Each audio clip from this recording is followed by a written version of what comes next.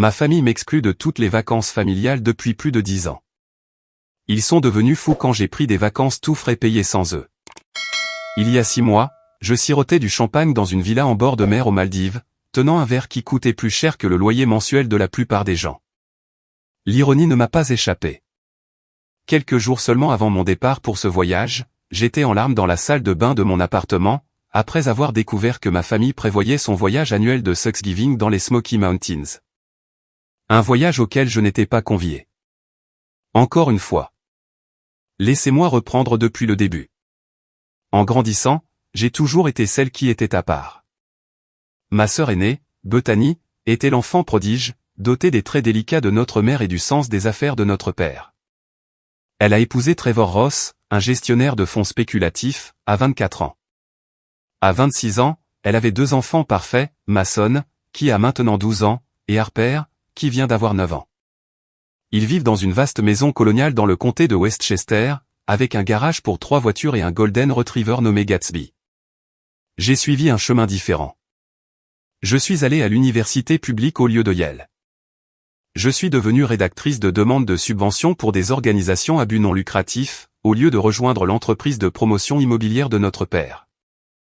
Je suis sortie avec un tatoueur pendant 3 ans, ce que ma mère mentionne encore à chaque occasion comme preuve de mon jugement douteux. Quand cette relation s'est terminée, j'ai emménagé dans un modeste 2 pièces dans le Queens et je me suis jeté à corps perdu dans le travail. Les premières vacances dont j'ai été exclu ont eu lieu il y a 11 ans. J'avais 23 ans, je venais de finir l'université, et j'étais fauché. Papa a annoncé, lors du dîner du dimanche, qu'il emmenait tout le monde à Hawaï pour Noël. Quand j'ai demandé les dates pour pouvoir poser mes congés, maman m'a tapoté la main et a dit « Oh, ma chérie, c'est plutôt une affaire de famille nucléaire. » Tu comprends? Famille nucléaire? Comme si j'avais été adopté ou quelque chose du genre. Bethany ne m'a même pas regardé. Elle était trop occupée à montrer à maman des photos de complexes hôteliers sur son téléphone. Trevor a suggéré qu'il passe en première classe. Papa a accepté immédiatement. J'ai passé ce Noël à faire du bénévolat dans une soupe populaire, en me disant que c'était plus gratifiant que de paresser sur une plage. Quoi qu'il en soit, ce mensonge avait un goût amer. Les exclusions sont devenues une habitude. À chaque fête importante, chaque vacances d'été, chaque long week-end, ma famille disparaissait pour un voyage élaboré. Le lac Tahoe, le Grand Canyon, une croisière fluviale en Europe, une extravagance à Disney World pour les enfants. Ils publiaient d'innombrables photos sur les réseaux sociaux, tout sourire et en tenues assorties, avec des légendes à n'en plus finir sur les souvenirs de famille. Je n'étais sur aucune de ces photos. Les excuses ont évolué avec le temps. Parfois, c'était une question de coût. Nous n'avons tout simplement pas le budget pour un billet de plus, ma chérie. D'autres fois, c'était la logistique. Le chalet n'a que 4 chambres. Une fois, de manière mémorable, maman a dit qu'il ne pensait pas qu'une croisière me plairait, car je n'étais pas vraiment une personne aquatique. J'avais été dans l'équipe de natation au lycée. J'ai cessé d'assister régulièrement au dîner du dimanche. C'était trop douloureux de les entendre se remémorer des voyages dont j'avais été systématiquement exclu, de voir Bethany arborer son bronzage alors que j'avais passé la même semaine à faire des heures supplémentaires. Mais je ne pouvais pas couper les ponts complètement. Ils étaient toujours ma famille. Je continuais d'espérer que les choses changeraient. Ce ne fut pas le cas. Le mois dernier, j'ai été promue directrice principale des subventions dans l'ONG où je travaille. Cela s'est accompagné d'une augmentation substantielle et d'une prime de performance qui m'a laissé sans voix quand j'ai vu le chiffre. Pour la première fois de ma vie d'adulte, j'avais de vraies économies, de l'argent réel. Je voulais partager la nouvelle. J'ai appelé maman, et elle m'a félicité de cette manière distraite qui la caractérise, puis a passé 20 minutes à parler du récital de ballet d'Harper. J'ai envoyé un SMS à Bethany, et elle a répondu par un emoji pouce levé, 3 jours plus tard. Cela m'a fait plus mal que prévu.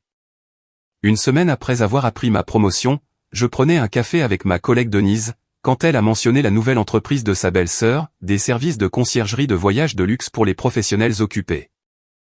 Itinéraire sur mesure, complexes hôteliers exclusifs, tout le tralala. Elle m'a montré le site web, et j'ai eu le souffle coupé. Les forfaits étaient chers, mais avec ma prime, j'ai réservé un voyage de 2 semaines aux Maldives l'après-midi même. Bungalow sur pilotis, chef privé, excursion de snorkeling, soins au spa, la totale. J'ai utilisé toute ma prime et une partie de mes économies. C'était imprudent et extravagant, et je me sentais euphorique de cette transgression. Je n'ai rien dit à ma famille. Pourquoi l'aurais-je fait? Ils ne m'informaient jamais de leur voyage qu'après coup. La date de départ tombait, par hasard, pendant la semaine de Thanksgiving. J'ai posé mes congés, j'ai emporté mes plus beaux vêtements, j'ai acheté plusieurs nouveaux articles dont je n'avais absolument pas besoin, et j'ai voyagé en classe affaires pour la première fois de ma vie. Le Champagne à 10 000 mètres d'altitude avait un goût de revanche. Le complexe hôtelier a dépassé toutes mes attentes. Mon bungalow avait des planchers en verre, d'où je pouvais observer les poissons tropicaux nager sous mes pieds. Le lit était plus grand que toute ma chambre à la maison. Le personnel m'appelait par mon nom et semblait sincèrement ravi de satisfaire le moindre de mes caprices. J'ai passé mes journées à lire sur ma terrasse privée, à nager dans une eau si claire qu'elle semblait retouchée, et à manger des repas qui étaient de véritables œuvres d'art. J'ai posté des photos, pas excessivement, mais suffisamment. Moi en robe d'été au coucher du soleil. Ma table de petit déjeuner surplombant l'océan. Un selfie avec une tortue de mer lors d'une sortie snorkeling. Je n'ai identifié personne, ni utilisé de hashtag. J'ai simplement partagé ma joie, comme le font les gens. Les messages ont commencé le 4e jour de mes vacances. Maman a été la première à envoyer un texto. Où es-tu? C'est les Maldives? Avec qui es-tu? Puis Bethany. Tu es sérieusement parti en vacances sans rien dire à personne? Maman panique. Puis papa. Ta mère est très contrariée. Appelle immédiatement à la maison. Je recevais un massage quand mon téléphone s'est mis à vibrer. Je l'avais laissé dans le bungalow, mais à mon retour, j'ai pu voir les notifications illuminer l'écran. 43 appels manqués, des dizaines de textos. Même ma tante Paula, à qui je n'avais parlé qu'occasionnellement ces dernières années, m'a envoyé un message pour savoir si j'allais bien. J'ai terminé mon massage. La thérapeute avait des mains magiques, et j'avais payé 300 € pour 90 minutes de bonheur. Je n'allais pas l'écourter. Ensuite, enveloppé dans un peignoir moelleux et sirotant de l'eau au concombre, j'ai finalement rappelé maman. Elle a répondu à la première sonnerie. Où étais-tu? On essaie de te joindre depuis des heures. On pensait qu'il t'était arrivé quelque chose de terrible. Je suis en vacances, maman. Aux Maldives. Silence. Puis, comment ça, tu es en vacances? Avec qui? Seul. Seul? Tu es allé aux Maldives seul?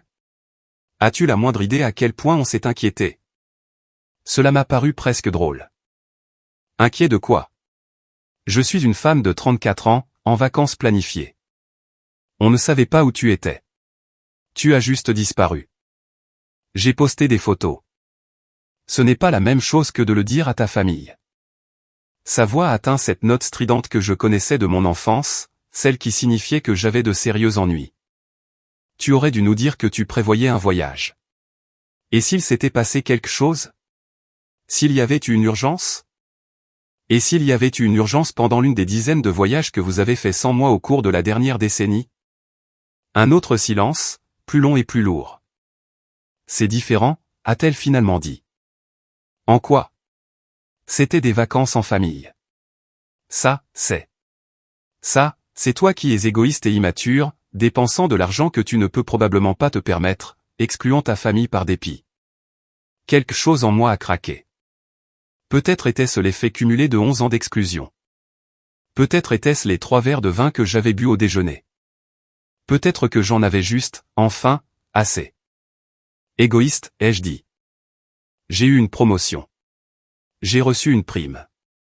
J'ai dépensé mon propre argent pour des vacances, seul, parce que ma famille m'a clairement fait comprendre, depuis plus de 10 ans, que je ne faisais pas vraiment partie de la famille quand il s'agit de voyager. Alors, j'ai fait mes propres plans. En quoi est-ce égoïste? Ne sois pas dramatique, a dit maman. Tu as toujours été trop sensible à ce sujet.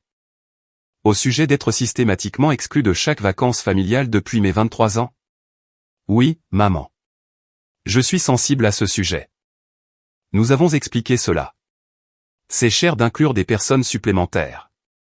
Les enfants ont besoin d'espace. Il y a un nombre limité de chambres. Vous êtes allé à Hawaï et avez loué une maison de 5 chambres.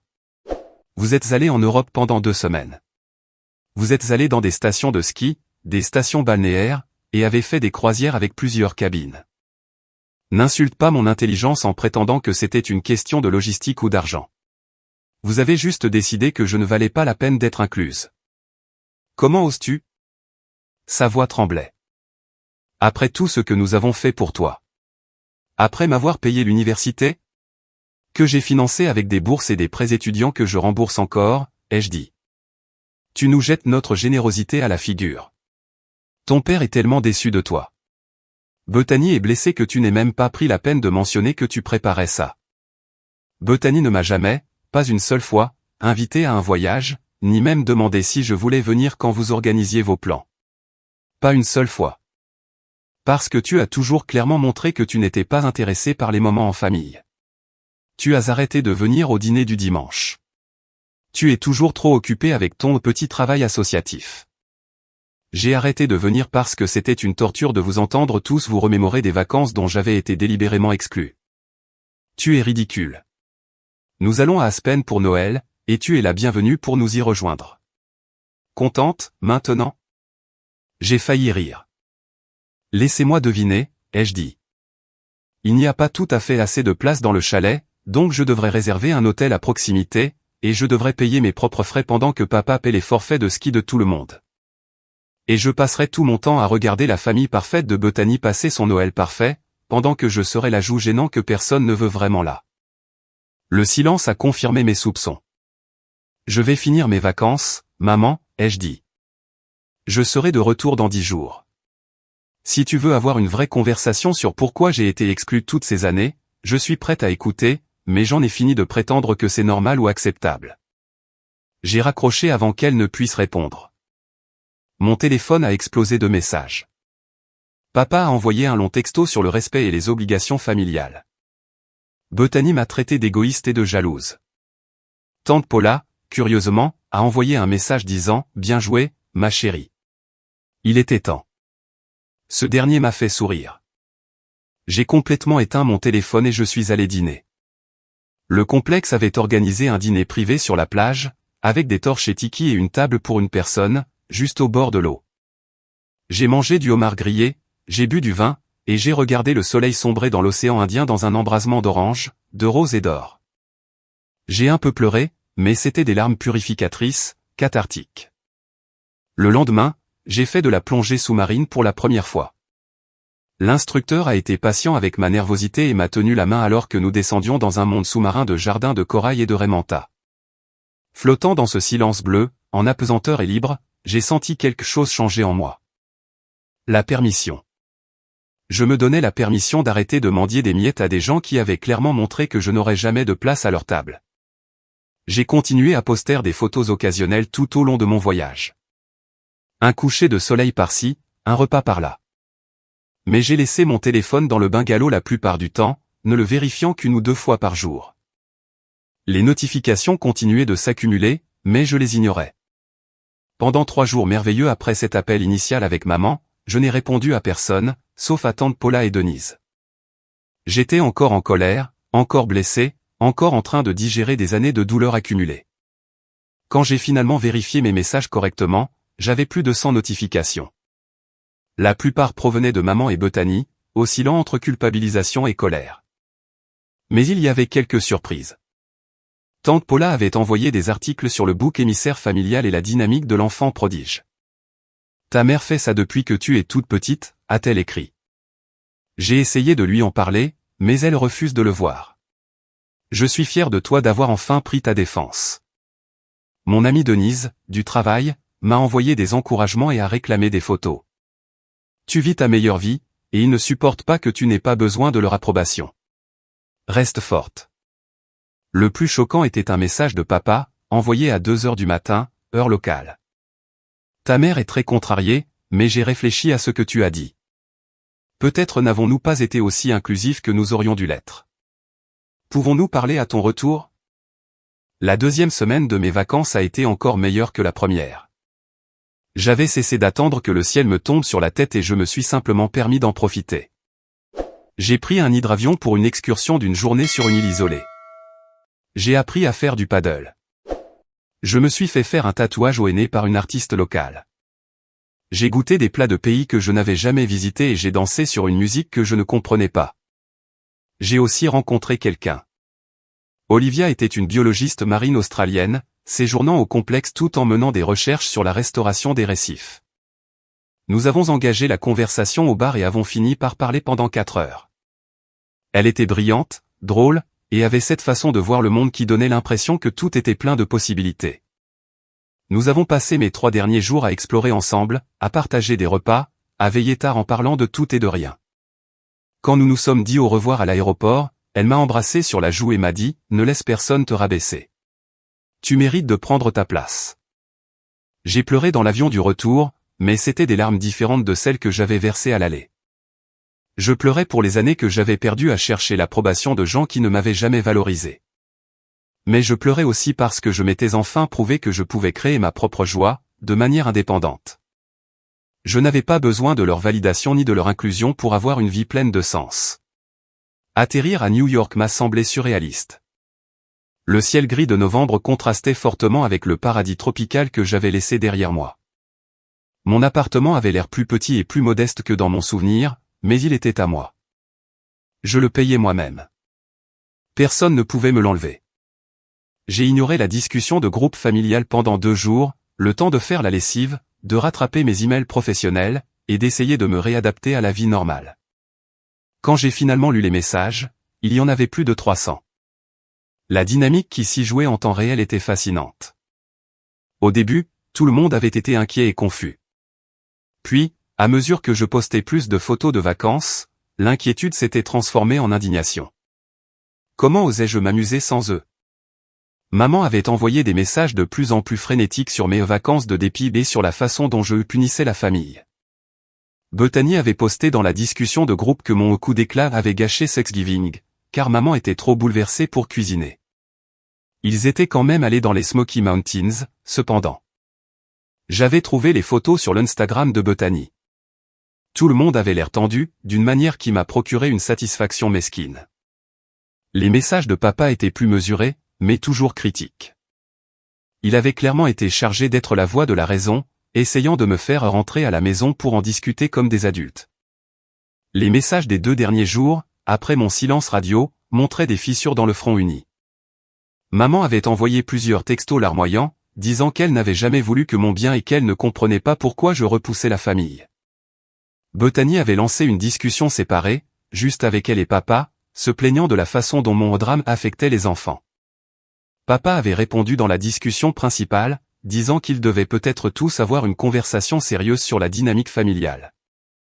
Je me suis fait une tasse de thé et j'ai finalement répondu. Je suis rentré saine et sauve. Merci à ceux qui se sont sincèrement inquiétés. Je suis disposé à avoir une conversation sur les 11 dernières années, quand tout le monde sera prêt à avoir une discussion honnête. D'ici là, j'ai besoin d'un peu d'espace. Mon téléphone a sonné immédiatement. C'était papa. Salut, ai-je dit avec prudence. Salut, ma chérie. Ça va? L'inquiétude sincère dans sa voix a failli me faire craquer. Ça va. J'ai passé de superbes vacances. Je vois ça sur les photos. Les Maldives ont l'air incroyables. Ça l'était. Il a soupiré. Ta mère est très blessée. Elle a l'impression que tu nous as délibérément exclus pour marquer un point. C'est intéressant, étant donné que j'ai été délibérément exclu des vacances familiales pendant 11 ans. Elle dit que tu as toujours été invité. Papa, ce n'est pas vrai.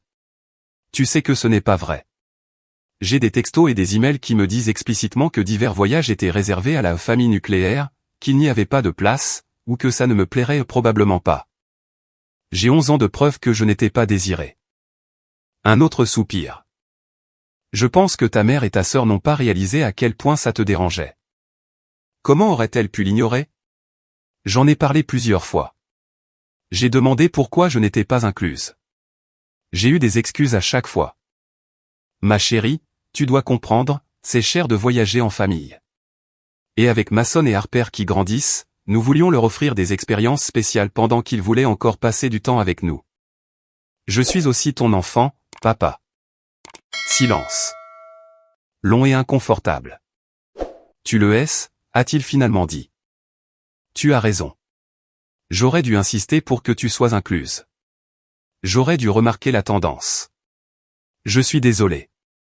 Ces deux mots, venant de mon père qui ne s'excusait jamais de rien, m'ont serré la gorge. Merci. Mais tu dois aussi comprendre comment ta mère voit les choses, a-t-il poursuivi. Tu es distante depuis des années. Tu as arrêté de venir régulièrement au dîner de famille. Tu ne partages jamais ce qui se passe dans ta vie, et puis tu prends ces vacances extravagantes et tu les affiches sur tous les réseaux sociaux sans en parler à personne. Ça semble vengeur. J'ai posté des photos de la même manière que Bethany poste des photos de vos voyages en famille. Des voyages où je ne suis jamais. Des voyages dont on ne me parle jamais avant que vous ne soyez déjà partis. En quoi ce que j'ai fait est-il différent? Tu fais partie de la famille. Tu aurais dû être là. Exactement. J'aurais dû être là. C'est tout mon argument. Je voulais dire à Thanksgiving. Ta mère a cuisiné. J'ai ri, un son rauque qui nous a surpris tous les deux. Vous êtes allés dans les Smoky Mountains. J'ai vu l'Instagram de Bethany. Personne n'a passé Thanksgiving à la maison. Une pause. Nous sommes rentrés plus tôt parce que ta mère était trop bouleversée pour en profiter. Bien, ai-je pensé méchamment. Puis je me suis immédiatement senti coupable de cette pensée. Papa, je t'aime. J'aime maman, Bethany et les enfants, mais je ne peux pas continuer à me mettre dans des situations où l'on me fait sentir inférieur, où mes réussites sont à peine reconnues et où ma présence est traitée comme facultative. J'ai eu une promotion majeure. J'ai reçu une prime importante. Je voulais célébrer en faisant quelque chose dont j'ai toujours rêvé. Je suis désolé si cela a blessé quelqu'un, mais je ne regrette pas d'y être allé. Ta mère veut que tu viennes à Aspen pour Noël. Vraiment? Ou se sent-elle obligée de m'inviter maintenant que j'ai fait une scène? Il n'a pas répondu tout de suite. Elle veut arranger les choses. Alors elle doit reconnaître ce qui n'allait pas. Toutes ces années d'exclusion n'étaient pas un accident. C'étaient des choix. Des choix qui m'ont profondément blessé. Je ne vais pas prétendre que ça n'est pas arrivé, juste pour que tout le monde soit à l'aise. Alors, que veux-tu, a-t-il demandé. Des excuses. Je veux de l'honnêteté. Je veux une prise de responsabilité. Je veux cesser d'être traité comme le vilain petit canard de la famille, qui ne cadre pas tout à fait avec votre image parfaite. Personne ne pense ça, a-t-il dit, mais sa voix manquait de conviction. Papa, maman a littéralement qualifié ma carrière de petit travail associatif. Bethany a à peine accusé réception de ma promotion, envoyant juste un SMS rapide quelques jours plus tard. Quand Harper perd une dent, vous agissez tous comme si c'était une nouvelle nationale. La différence est assez claire. Il est resté silencieux si longtemps que j'ai cru que l'appel avait été coupé. Finalement, tu as peut-être raison. Je n'avais pas vu les choses sous cet angle auparavant. Laisse-moi parler à ta mère et à ta sœur. Asseyons-nous tous ensemble, après que les choses se soient un peu calmées, et ayons une vraie conversation. D'accord. Et ma chérie, a-t-il ajouté, je suis vraiment fier de toi. La promotion, ce voyage, le fait de t'être défendu. Je sais que je ne le dis pas assez, mais je vois à quel point tu travailles dur et tout le bien que tu fais. Je suis désolé de ne pas l'avoir montré plus clairement. J'ai commencé à pleurer et je n'ai pas pu m'arrêter. Merci, papa. Ça signifie tout pour moi. Nous avons parlé encore 20 minutes de sujets plus neutres, le travail, la météo, sa partie de golf. Quand nous avons raccroché, je me sentais épuisé, mais prudemment optimiste. Cet espoir a été mis à l'épreuve lorsque maman a appelé 3 heures plus tard. Je n'apprécie pas que tu montes ton père contre moi, a-t-elle dit sans préambule. Je n'ai monté personne contre personne, ai-je dit. Je lui ai juste dit la vérité. Ta vérité, a-t-elle lâché. Ta version très partiale et dramatique des événements, où tu es la victime et moi une sorte de monstre. Maman, je n'ai jamais dit que tu étais un monstre. Mais tu m'as exclu des voyages en famille, à plusieurs reprises. C'est juste un fait. Nous avons un budget limité. Nous ne pouvons pas nous permettre d'emmener tout le monde partout. Tu as emmené tante Paula à Paris l'année dernière. C'était un voyage mère-fille. Elle est ta sœur, et je suis ta fille. Vois-tu le problème? Tu es délibérément obtuse. Ce voyage a été spécifiquement planifié comme une affaire mère-fille. Paula ne voyage pas beaucoup, et je voulais faire quelque chose de spécial pour elle. Et faire quelque chose de spécial pour moi. Tu viens de dépenser des milliers d'euros à te pavaner dans l'océan Indien. Tu n'as clairement pas besoin de nous pour t'emmener quelque part. J'ai dépensé mon propre argent, que j'ai gagné, parce que j'ai été exclu des vacances familiales pendant 11 ans. La logique est circulaire, maman. Tu ne peux pas m'exclure, puis utiliser mon absence comme justification pour une exclusion continue. Je ne t'ai pas exclu. Tu t'es exclu toi-même. Tu es toujours trop occupé, trop fatigué, ou trop quelque chose pour participer aux activités familiales. Tu as arrêté de venir au dîner du dimanche. Tu ne rends jamais visite à Bethany et aux enfants. Tu as très clairement montré que nous ne sommes pas une priorité pour toi, alors pourquoi devrions-nous réorganiser nos vies pour t'accommoder? J'ai pris une profonde inspiration, essayant de rester calme. J'ai arrêté de venir au dîner du dimanche parce que c'était douloureux d'entendre tout le monde parler de voyages et d'expériences dont je ne faisais pas partie. Je ne rends pas visite à Bethany parce qu'à chaque fois, elle me fait sentir inadéquate. Sa maison, son mariage, ses enfants, sa vie, tout est parfait, et la mienne est toute de travers, du moins selon le récit familial. C'est épuisant d'essayer de se conformer à des normes que je n'allais jamais atteindre. Oh, s'il te plaît. Personne ne s'attend à ce que tu sois exactement comme Bethany. Non, vous aimeriez juste que je le sois. Ce n'est pas juste. Vraiment? Quand est-ce que tu m'as demandé des détails sur mon travail pour la dernière fois?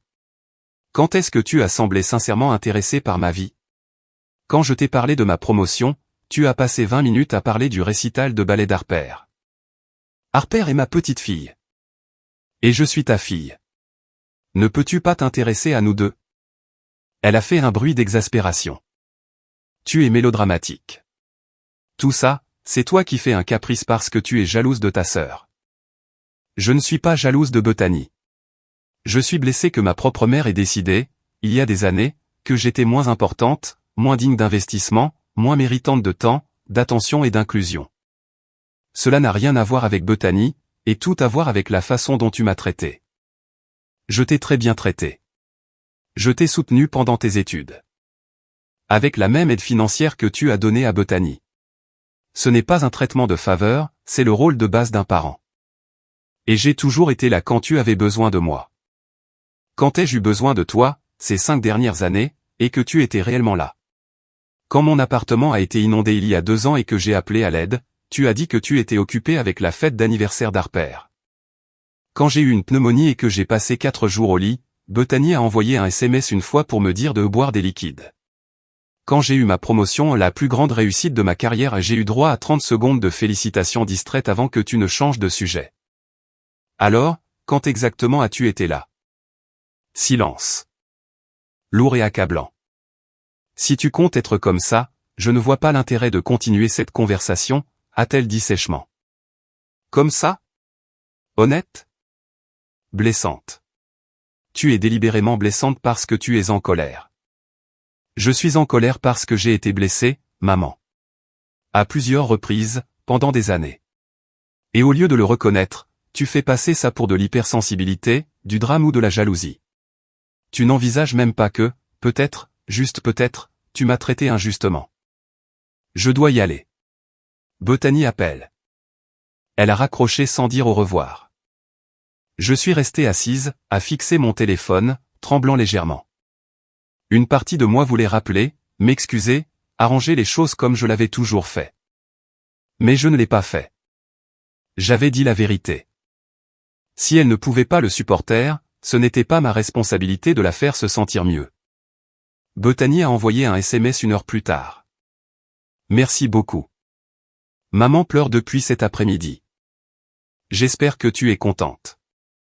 J'ai tapé et effacé plusieurs réponses avant d'en choisir une. Je suis désolé qu'elle soit contrariée. Je suis aussi désolé d'avoir été exclu des vacances familiales pendant 11 ans. Les deux peuvent être vrais. Personne ne t'a exclu. Tu as toujours trouvé des excuses pour ne pas venir. Je lui ai envoyé une capture d'écran d'un email d'il y a 4 ans, où maman disait explicitement qu'un voyage au lac Tao était juste pour Trevor, toi et les enfants. Un moment en famille nucléaire. Puis une autre capture d'écran d'il y a 2 ans, concernant la croisière européenne, trop compliqué logistiquement pour m'inclure. Puis une de l'année dernière, sur le voyage à Disney, qui visait vraiment à créer des souvenirs avec Mason et Harper et comment ils ne pensaient pas que je voudrais venir de toute façon. Tu veux que j'en envoie d'autres? Ai-je tapé? J'en ai des dizaines comme ça. 3 points sont apparus et ont disparu plusieurs fois. Finalement, peut-être qu'on aurait pu être plus inclusif. Peut-être? D'accord. Oui. On aurait dû t'inviter plus souvent. Mais tu dois comprendre, c'est gênant avec toi. Tu ne t'intègres pas à notre style de vie. Trevor gagne beaucoup d'argent, et nous sommes habitués à un certain standing. Tu semblais toujours mal à l'aise quand on allait dans des endroits chics, comme si tu nous jugeais. J'ai lu ce message 3 fois, chaque lecture me rendant plus en colère. Je ne vous jugeais pas. J'avais des difficultés financières et j'essayais de ne pas le montrer. Et le fait que tu aies interprété mon malaise comme un jugement, au lieu de reconnaître que je pouvais me sentir inadéquate, en dit long sur la façon dont tu me vois. Tu vois? C'est de ça que je parle. Tout tourne autour de tes sentiments et de ta blessure. Et les sentiments de maman? Et le fait que c'est embarrassant quand les gens demandent pourquoi tu n'es sur aucune de nos photos de vacances en famille. Et l'image que ça donne quand tu prends ces vacances vengeresses et que tu les affiches partout comme si tu essayais de prouver quelque chose? Qu'est-ce que j'essayais de prouver, exactement? Ai-je tapé? Que tu n'as pas besoin de nous? Que tu es meilleur que nous? Que tu peux aussi te payer des vacances de luxe? J'ai pris des vacances seul, avec de l'argent que j'ai gagné. En quoi est-ce une attaque contre toi? Parce que tu savais que ça contrarierait maman, et tu l'as fait quand même. Tu n'as même pas pu nous dire que tu partais. Tu as juste disparu et nous as laissé nous inquiéter. De la même manière que vous disparaissez constamment en voyage, sans vous soucier de m'inclure? C'est différent. En quoi? Ai-je tapé? Explique-moi exactement en quoi c'est différent. Elle n'a pas répondu. J'ai attendu 1 heure, puis j'ai envoyé un dernier message. Je t'aime, Bethany. J'aime nos parents, Mason et Harper. Mais je ne peux pas continuer à m'immoler par le feu pour vous garder tous au chaud. Si nous devons avoir une relation à l'avenir, il faudra qu'elle soit basée sur le fait que je sois valorisée et incluse, et non tolérée quand ça vous arrange. Réfléchis si c'est quelque chose que tu veux vraiment. J'ai éteint mon téléphone après ça et j'ai ouvert mon ordinateur portable. L'ONG où je travaillais avait une date limite pour une demande de subvention, et je me suis plongé dans la rédaction.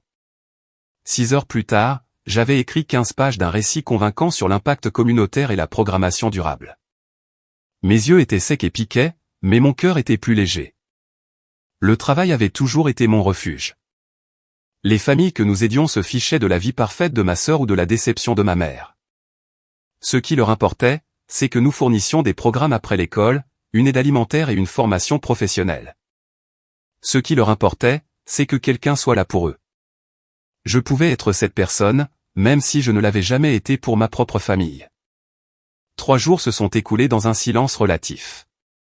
Tante Paula prenait de mes nouvelles quotidiennement, avec des messages de soutien et des mèmes amusants.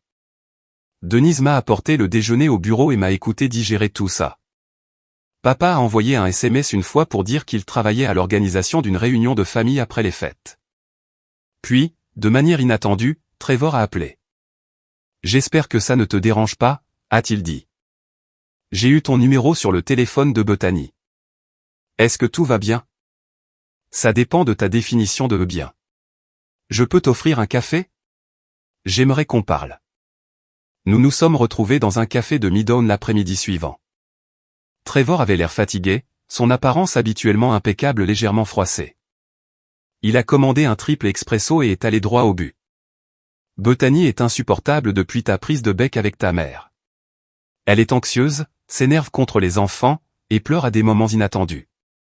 J'ai finalement réussi à lui faire dire ce qui se passe vraiment, et elle est terrifiée que tu coupes complètement le contact. Elle se sent aussi incroyablement coupable, même si elle ne te l'admettra jamais directement. Elle devrait se sentir coupable. » Il a souri tristement. « Probablement. Écoute, je ne suis pas là pour trouver des excuses à qui que ce soit.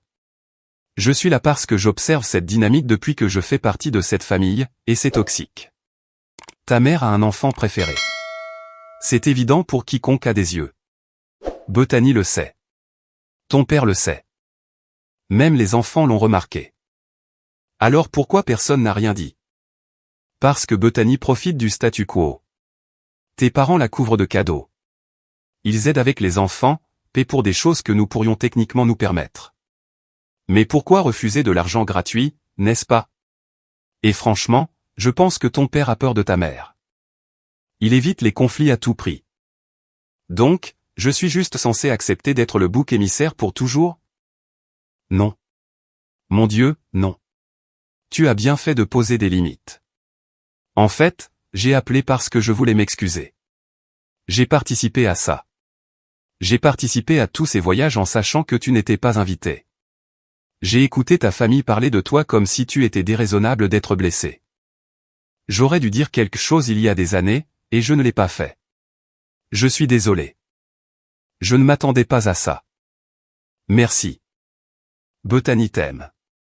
Elle est juste tellement ancrée dans son rôle d'enfant prodige qu'elle ne voit pas à quel point cela nuit à votre relation. Et ta mère? Écoute, je pense qu'elle fonctionne selon un vieux schéma, favorisant l'enfant qui a suivi le chemin attendu. Tu lui as fait peur en choisissant différemment, et elle a réagi en se retirant. Ce n'est pas bien, mais le comprendre pourrait t'aider. Ça n'atténue pas la douleur. Je sais. Mais peut-être que ça rend les choses moins personnelles. Les limites de ta mère ne concernent pas ta valeur. Elles concernent son incapacité à aimer en dehors de sa zone de confort étroite. Nous avons parlé pendant 2 heures. Trevor a partagé des observations que je n'avais jamais envisagées, ayant la perspective extérieure de quelqu'un qui s'était marié dans ce dysfonctionnement. Il m'a aussi fait rire avec des histoires sur certaines des vacances que j'avais manquées, y compris le voyage au lac Tahoe où Mason a eu une intoxication alimentaire et a vomi dans la voiture de location. Et les vacances à Disney où Harper a fait une crise de nerfs spectaculaire devant le château de Cendrillon. Tu as peut-être évité quelques catastrophes, a-t-il dit avec un sourire. En nous quittant, il m'a serré dans ses bras. Ne les laisse pas faire de toi la méchante de cette histoire. Tu ne le es pas. Tu es juste celle qui a finalement dit la vérité. Cette conversation a changé quelque chose. J'avais été tellement concentré sur ma blessure et ma colère que je n'avais pas considéré la situation dans son ensemble. Le favoritisme de ma mère n'était pas dû au fait que j'étais moins aimable, c'était dû à son incapacité à accepter un enfant qui sortait des sentiers battus. La participation de Bethany n'était pas malveillante, c'était de l'autoprotection au sein d'un système qui récompensait la conformité. Comprendre n'équivalait pas à pardonner, mais cela donnait une perspective. Papa a appelé la semaine avant Noël pour dire qu'il avait organisé la réunion de famille pour le lendemain de Noël. Territoire neutre, une salle privée dans un restaurant que nous aimions tous. Il avait insisté pour que tout le monde soit présent, y compris Trevor, pour que personne ne puisse prétendre ne pas savoir de quoi il s'agissait. Ta mère n'est pas contente de ça, a-t-il admis. Mais elle a accepté de venir et d'écouter. Et Bethany? Elle sera là. Elle est nerveuse, mais elle sera là. J'ai passé le jour de Noël seul, par choix. J'ai fait un appel vidéo à tante Paula le matin, j'ai échangé des cadeaux avec Denise l'après-midi, et j'ai passé la soirée à regarder des films et à manger des plats chinois à emporter. C'était calme, paisible, et exactement ce dont j'avais besoin. Le lendemain, je me suis habillé avec soin, avec un pull et un pantalon qui se situaient entre le décontracté et le professionnel. Je voulais être prise au sérieux, mais sans avoir l'air de trop en faire. Je suis arrivé exactement à l'heure. Maman et Bethany étaient déjà là, assises d'un côté de la table. Papa et Trevor étaient de l'autre. Ils m'avaient laissé la place du milieu, ce qui semblait étrangement symbolique. « Salut », ai-je dit en m'asseyant. Un chœur de salutations gêné a suivi. Personne n'a croisé mon regard. Papa s'est éclairci la gorge. Merci à tous d'être venus. Nous sommes ici parce que notre famille a des choses à régler. Des choses qui s'accumulent depuis des années. Je pense que nous nous aimons tous, mais l'amour seul ne suffit pas. Nous devons mieux communiquer et nous traiter avec plus de considération. Il m'a regardé. Veux-tu commencer? J'ai pris une profonde inspiration. Il y a 11 ans, On m'a dit que les vacances en famille étaient réservées à la famille nucléaire. Depuis, j'ai été systématiquement exclu des voyages, des rassemblements et des expériences, tout en étant censé me présenter aux événements obligatoires. Mes réussites ont été minimisées. Ma carrière a été dénigrée. Ma valeur en tant que membre de la famille a été conditionnée à ma conformité à des attentes que je n'allais jamais satisfaire. Le mois dernier, j'ai pris des vacances seul, et la réaction a été l'indignation. Non pas parce que je manquais à quelqu'un, mais parce que j'ai osé faire quelque chose sans permission ni approbation. Ce n'est pas une dynamique familiale saine. Le visage de maman était crispé. Je n'ai jamais dit que tu avais besoin de permission. Tu as raison. Je n'avais pas besoin de permission, c'est pourquoi j'y suis allé. Mais la réaction que j'ai eue en exerçant cette indépendance était révélatrice. On s'est inquiété, a dit Bethany doucement. Vraiment? Ou étiez-vous en colère que je fasse quelque chose de bien pour moi, pendant que vous partiez tous pour votre voyage annuel de Thanksgiving sans moi? Elle a tressailli. Les deux, je suppose. Écoutez, ai-je poursuivi, je ne suis pas là pour attaquer qui que ce soit, mais j'ai besoin que vous compreniez à quel point les 11 dernières années ont été douloureuses. J'ai besoin que vous reconnaissiez que l'exclusion était réelle et injuste. Et j'ai besoin de savoir si vous voulez une relation avec moi telle que je suis réellement, et non telle que vous souhaiteriez que je sois. Maman a tamponné ses yeux avec une serviette. Je n'ai jamais voulu te faire de mal. Je pensais que nous te protégions, pour que tu ne te sentes pas obligé de dépenser de l'argent que tu n'avais pas. M'as-tu jamais demandé si c'était ce que je voulais, ou as-tu simplement décidé pour moi? Elle n'a pas répondu. Papa est intervenu. Je pense que ce que ta mère essaie de dire, c'est que les intentions n'étaient pas malveillantes, même si l'impact a été néfaste. Nous avons fait des suppositions au lieu de communiquer. C'est de notre faute. C'est vrai, ai-je convenu. Mais les intentions n'effacent pas le mal. J'ai passé des années à me sentir insuffisante, comme si j'étais une note de bas de page décevante dans l'histoire de la famille. Savez-vous combien de fois j'ai pleuré en voyant des photos de vacances où je n'étais pas? Combien de fois je me suis senti physiquement malade en vous regardant créer des souvenirs auxquels je n'étais pas invité à participer? Bethany pleurait maintenant ouvertement. Je ne savais pas. Je te jure, je ne savais pas que ça te faisait si mal. Je pensais que ça t'était égal de venir. Tu as toujours semblé si indépendante, comme si tu avais ta propre vie et n'avais pas besoin de nous. Je n'avais pas besoin de vous parce qu'avoir besoin de vous était trop douloureux. Chaque fois que je me permettais d'espérer être incluse, j'étais blessée. Alors, j'ai arrêté d'espérer. J'ai arrêté d'avoir besoin. J'ai construit une vie qui ne dépendait pas de votre approbation ou de votre inclusion. Mais ça ne veut pas dire que je n'en voulais pas. Trevor a tendu la main et a serré la mienne. Dis-leur ce dont tu as besoin. J'ai besoin d'honnêteté, ai-je dit.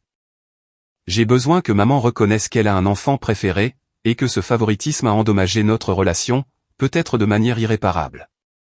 J'ai besoin que Bethany arrête de me traiter comme une rivale ou une source d'embarras. J'ai besoin que papa me défende réellement, au lieu d'éviter les conflits.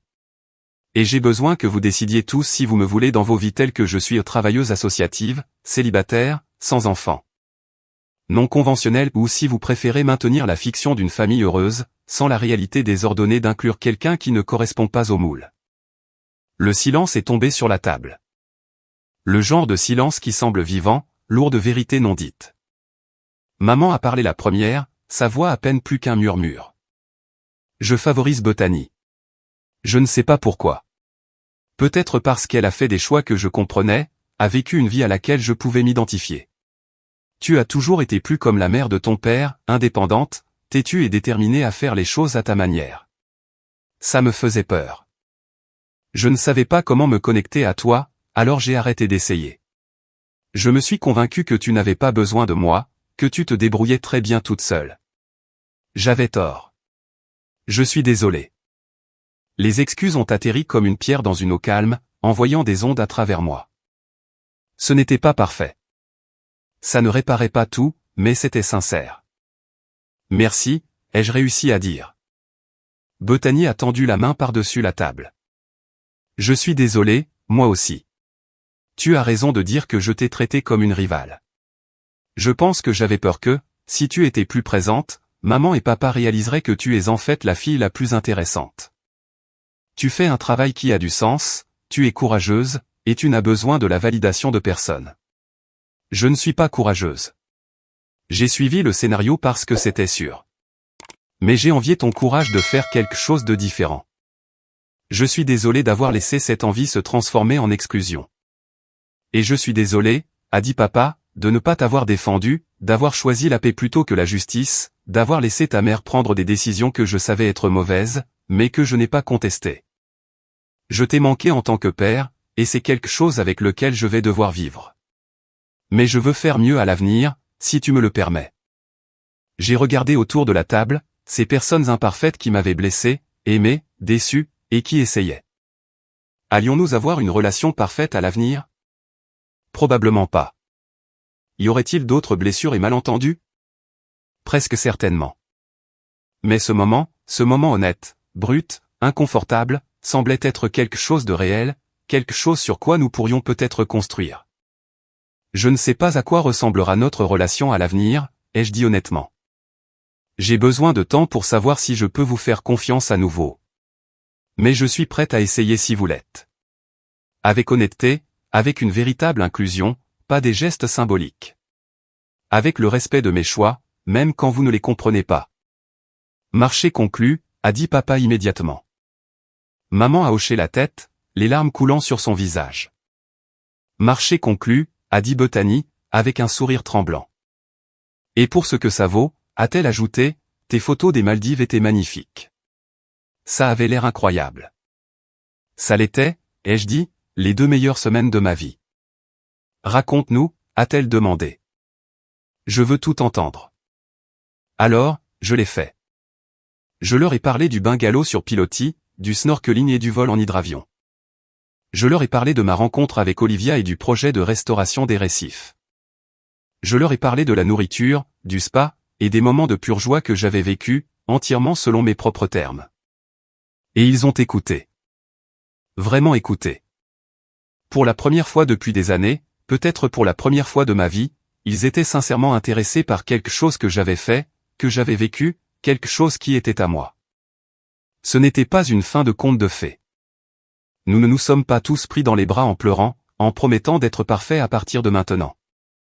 Mais nous avons parlé pendant 3 heures, nous avons commandé à manger, nous avons parlé encore.